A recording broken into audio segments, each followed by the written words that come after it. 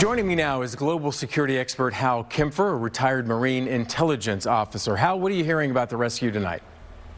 Brian, it's one of the most amazing military operations I've ever heard of. The CIA deception operation, of course, the CIA getting in there, locating him where he is, providing intelligence support for the military the whole way along, and then doing this incredible deception campaign to basically send the Iranians looking in another direction while they were actually going in and extracting the Air Force colonel.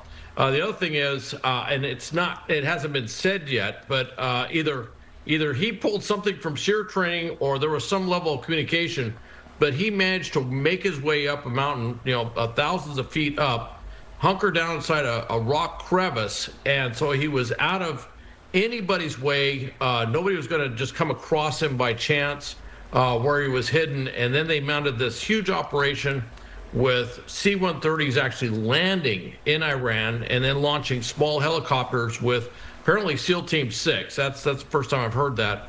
And they went in and got him out of there. But it is just an astounding operation. I mean, it's regrettable that the two C-130s got stuck and were unable to get out of there, so we had to destroy them in place. And I guess one or two of the little helicopters had to be destroyed as well. But just a truly successful mission, and sending a message to Tehran that we can operate anywhere in Iran and do operations of this complexity.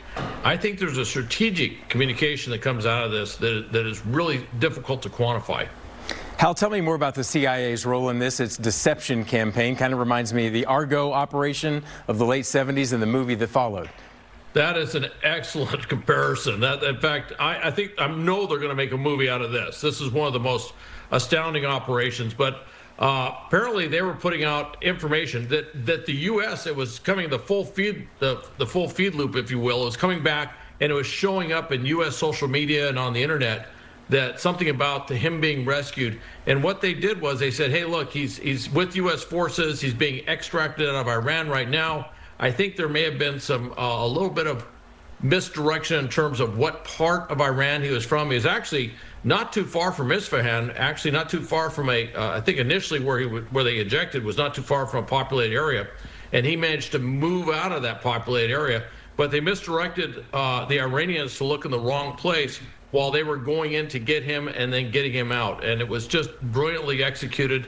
I have to tell you, as an intelligence officer that has worked on a variety of different operations, one thing, there's always something out there, and in this case where they landed with the C-130 sitting there for a while, I guess the wheels just kind of sank into I've heard mud, sand, gravel, whatever, but they weren't able to move them, so they had to do this thing at the very end where they basically had to destroy them in place while they came out. They were extracted with two other aircraft, but just amazing what happened there. And the CIA was working basically completely hand in glove with the military on this one, and that's something that's come out of the war on terror, is the ability of the military and the CIA to interact or interoperate in such a way. Hal, I have about 30 seconds. The flip side of this, though, Iran shoots down a sophisticated American fighter jet. Does that suggest Iran is capable of keeping up the fight?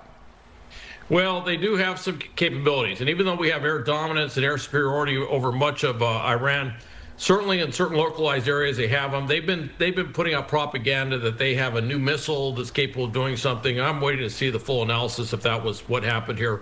But yes, but it also says one thing about modern warfare: it's dangerous, and warfare has always been dangerous. But modern warfare, with some of the complexities, is certainly a challenge. And they're not completely out, but they have been vastly degraded, and we truly do control the skies over Iran. Hal Kempfer, thanks for your time tonight.